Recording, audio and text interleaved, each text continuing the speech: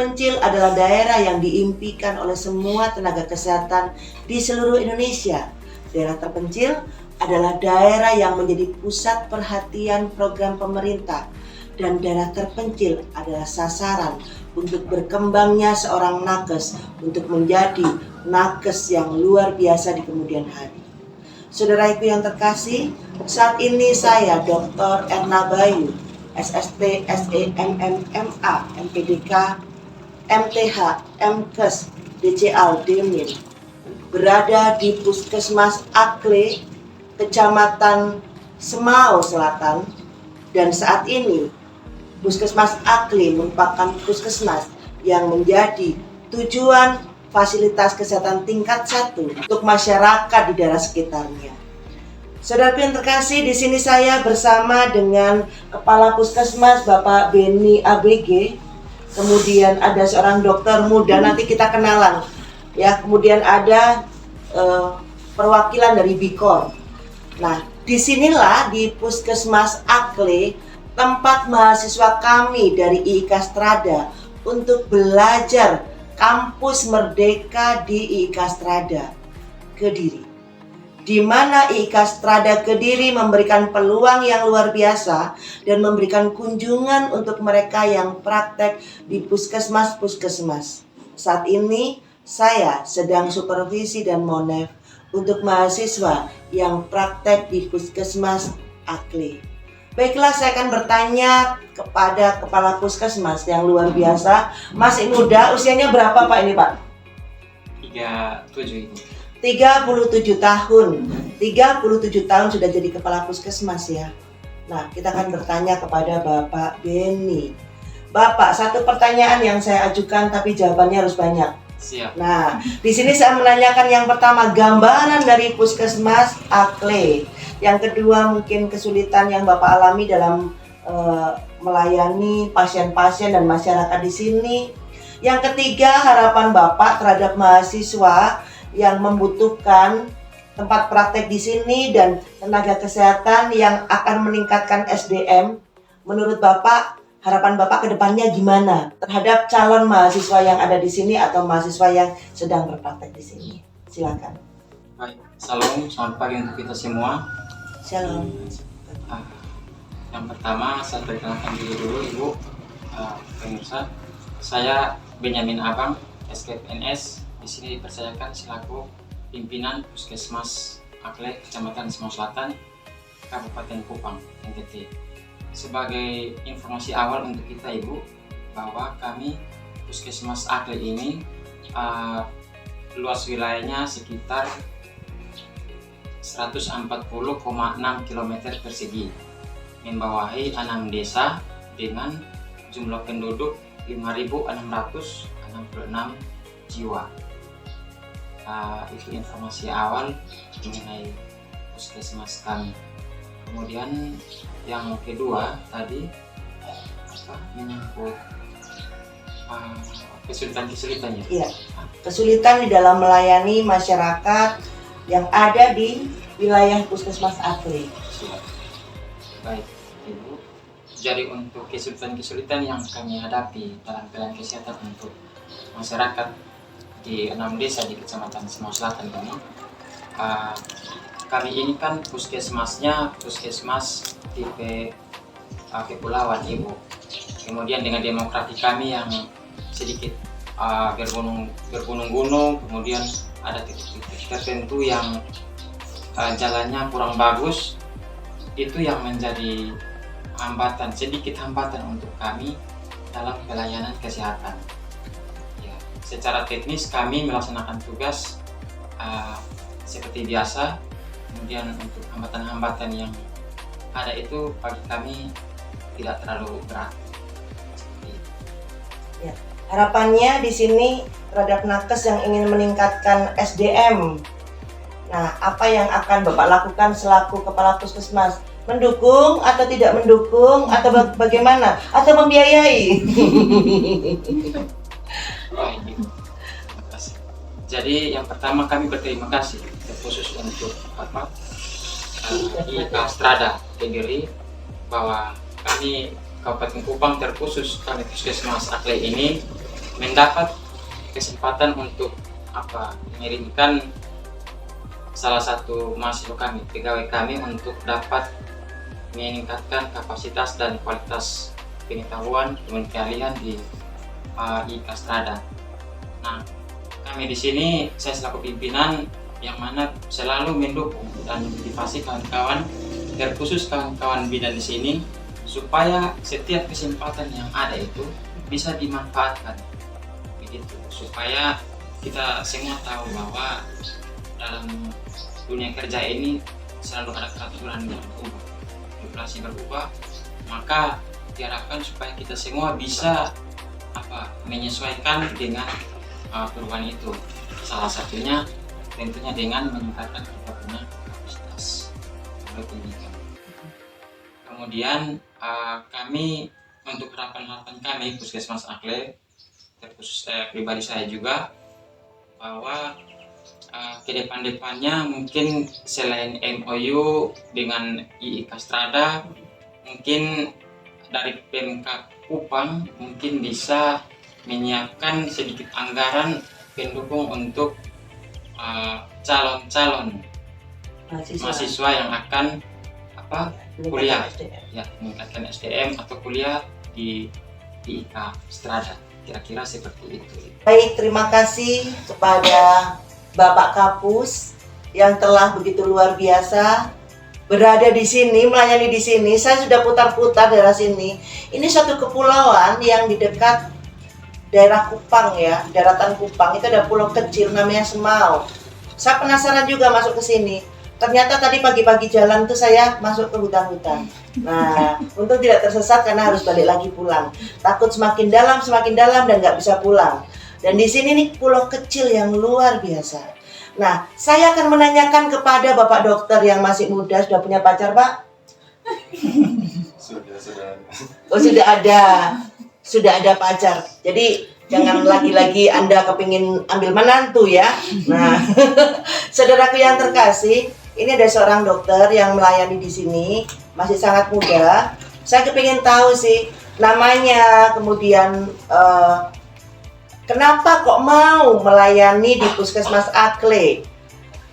Ataukah karena panggilan, ataukah karena alasan apa gitu ya? Kita bisa menanyakan lebih lanjut, dan apa kesulitan yang dialami pada saat melayani pasien-pasien yang datang ke Puskesmas Akle. Silakan dokter. Perkenalkan, nama saya Renoir Victor Pandi, biasa dipanggil Renoir, umur 30. Pertama, kenapa mau kerja di sini? Karena kemarin kan tes CPNS, terus dapatnya di sini. Oh.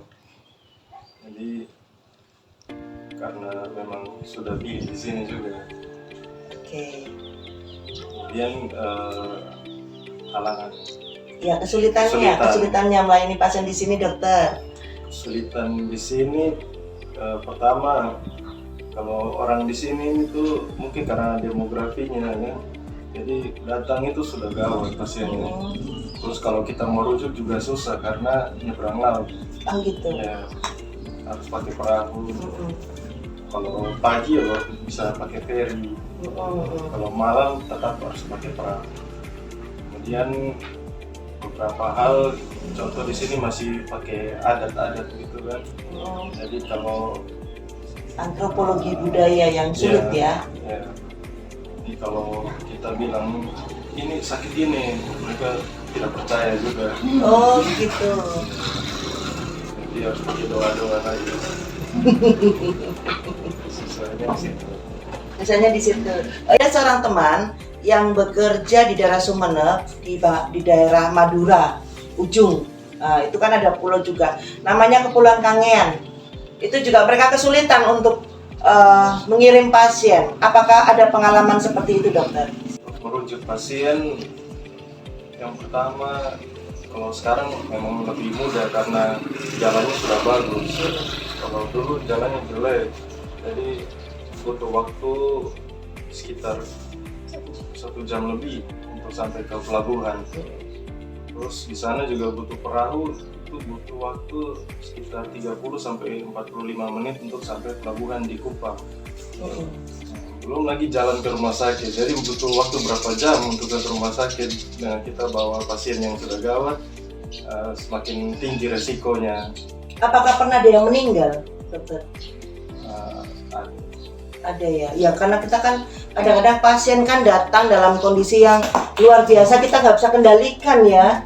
Iya, jadi ini salah satu hal yang harus diperhatikan oleh pemerintah, bahwa berada di daerah terpencil itu tidaklah mudah.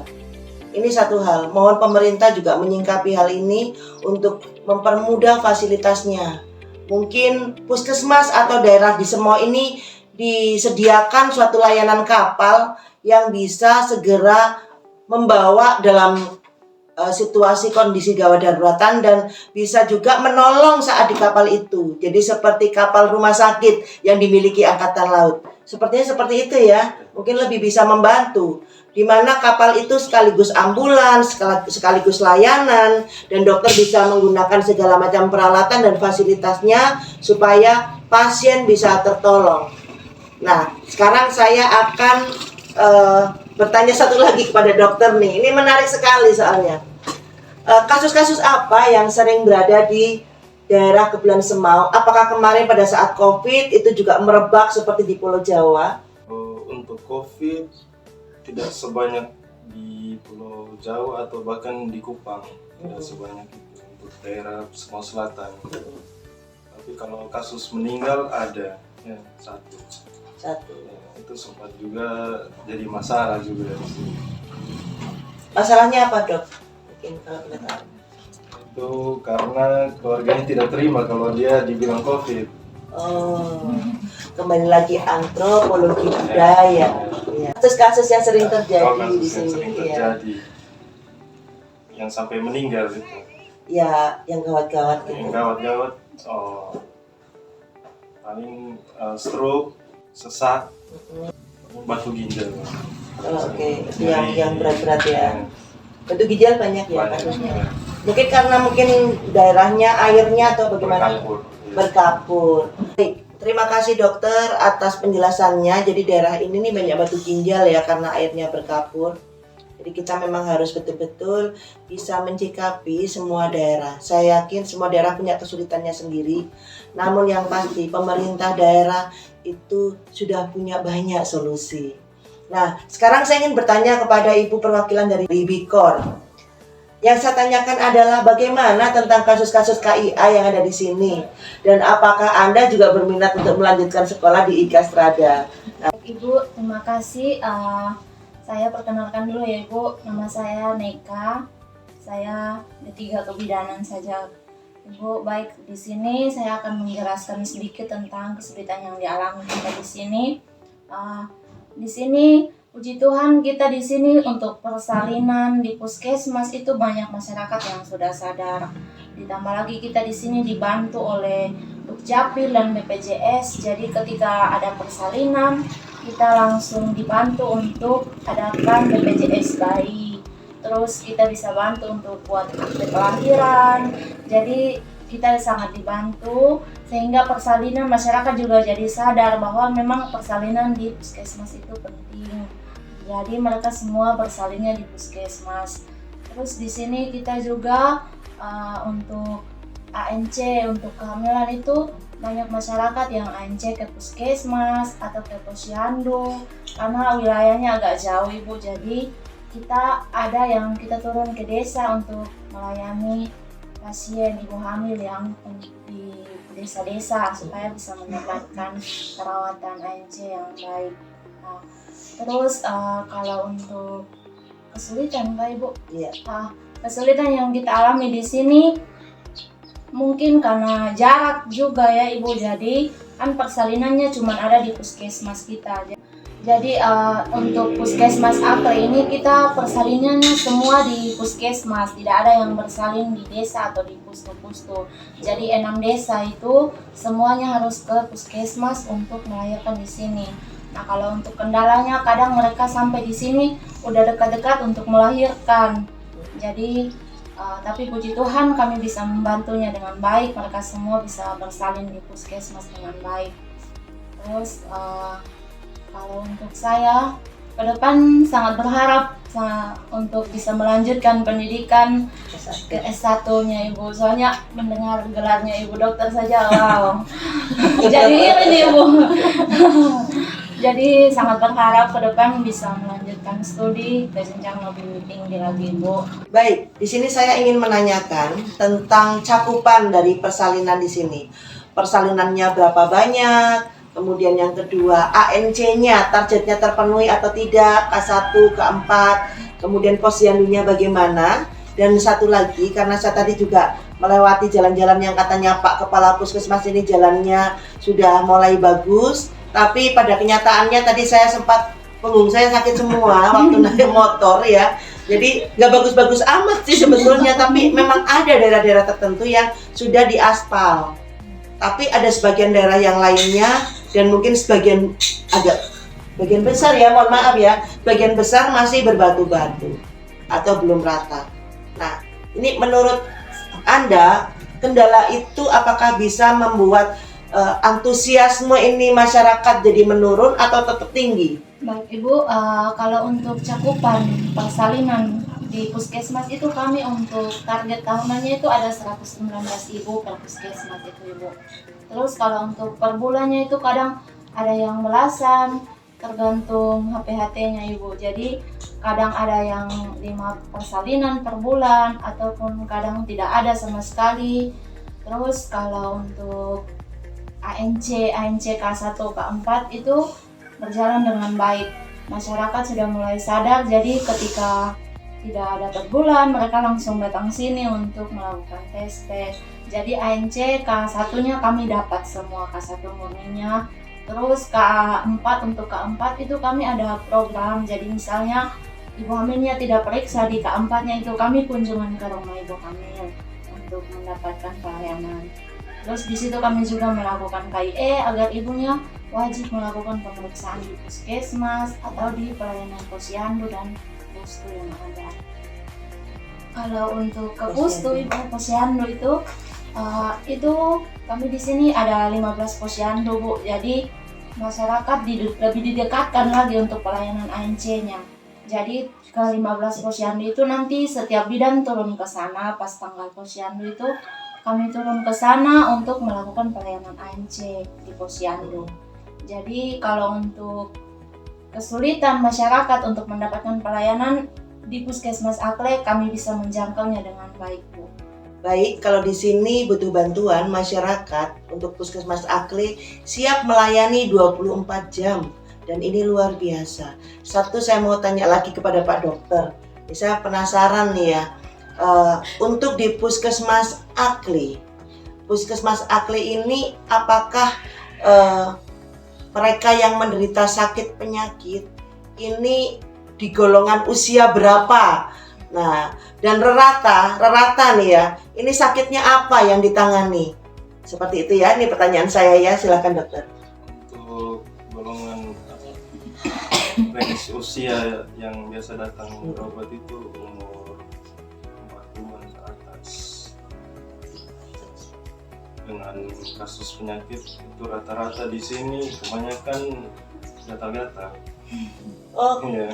Kenapa? Kira-kira sebabnya apa? Apa mungkin karena banyak kebun atau dingin air? Baik, bisa jadi sih karena banyak kebun, air itu faktor yang mempengaruhi sehingga masyarakat sini mudah terjadi gatal-gatal. Alergi mungkin salah satunya juga ya. Oke, ini di penutupan saya kepengen Bapak memberikan kata kunci buat video saya atau video YouTube Erna S. Bayu. Persilahkan. Baik, jadi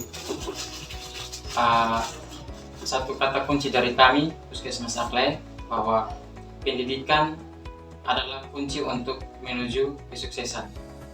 Dalam hal ini kami Puskesmas Akle mendukung penuh untuk terkhusus pegawai Puskesmas Akle maupun pegawai di Kabupaten Kupang Dinas Kesehatan untuk yang berniat untuk melanjutkan pendidikan di IIK Strada Kediri. Demikian, terima kasih. IIK Strada Hebat, IIK Strada is the best. Salam sehat. IIK Strada is the best.